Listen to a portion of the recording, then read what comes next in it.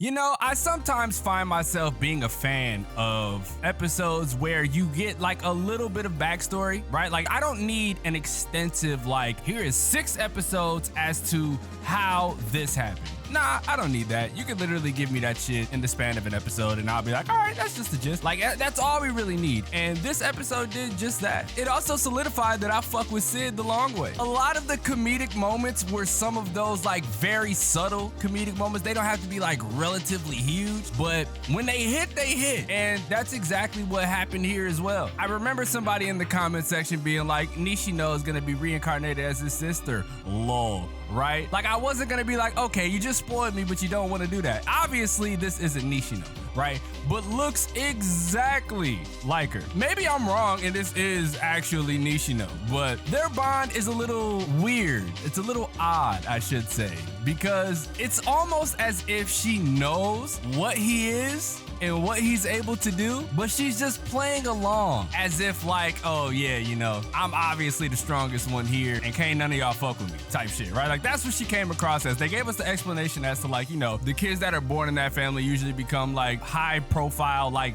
Dark Knights, and he was supposed to be the prodigy, but the sister ended up being like the one. So he was just like, you know what, I'm gonna relegate myself to background character A, which, I mean, I don't blame him, right? Because he wants to be, he's still in the Chunibyo phase. It's like he can't escape it. It doesn't matter what lifetime it is for him. He's going to be in that Chunibyo phase. He's just like, you know what, I'm gonna be the Eminence and Shadow, right? Like, I'm gonna do all this shit in the background and I don't have to worry about shit else. What happened in that fucking abandoned village completely fucked me up, right? Completely fucked me up, because who knew that this sack of flesh, right? This gigantic blob that I wish I had the editing ability to like censor stuff to make it look like that devious and that like disgusting.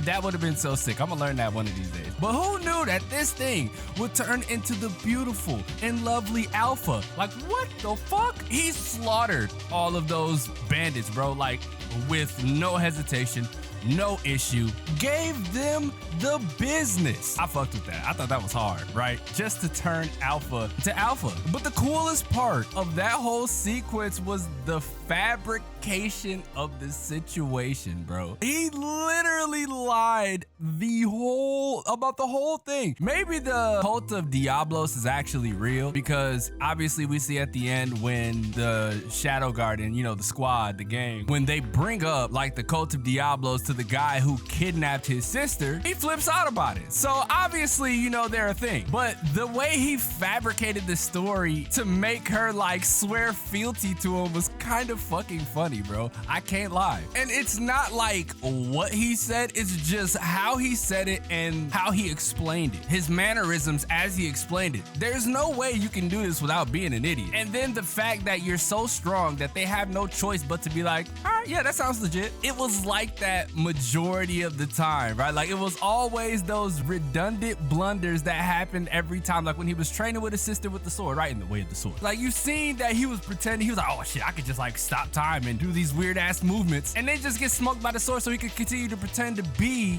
background character A. Stupid, bro. Shit is stupid. I don't know if that moment when he was born, you know, when he came to and he was a baby and the mom was mad confused, like, hey, my son's not crying. Like, what the fuck is going on? And he pretended to cry. I don't know if he like ended up talking out loud at one of these points, because they started freaking the fuck out. Like, it got mad quiet during one of those moments and he just started fake crying again. Bro, I'm telling you, the shit is idiotic. I love this anime already. I already fuck with this story. There's nothing else that you need to tell me to make me fuck with the story even harder. You got bad bitches everywhere. You got a fucking too cool for school ass protagonist who is as much of an idiot as he is cool, which makes him cool. Even to the moment where he accidentally found the location where his sister was abducted, right? Like, he threw the knife and it was supposed to go to one location, but it went somewhere else. You know, that's that protagonist shit. And even Beta was like, oh my God, I can't believe you figured this out. You mean to tell me that this is blah, blah, blah, blah, blah?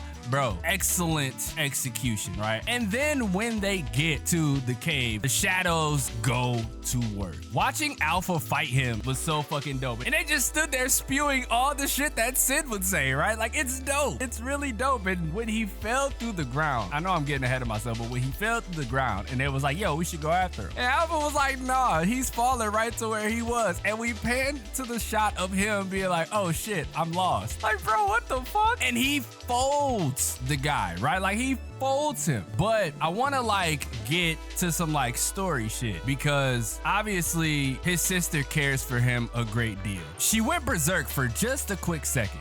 Just a quick second. Apparently she had signs of possession, because I feel like that's what happened to Alpha as well, right? Like, she was possessed by whatever and turned her into that blob. And he went on to like, you know, said that he was gonna learn more about her brother, which she fucking flips out about. Like, what is that about, right? Like, what the fuck is that? Saying like, if anything happens to him, you'll have to answer to me. Like, what do you know about him that we don't know about him already to make you flip out like this? Obviously there's more to the story, right? We'll figure this shit out a little later, but that part really had me curious, because I'm just like, dude, she's gotta know something.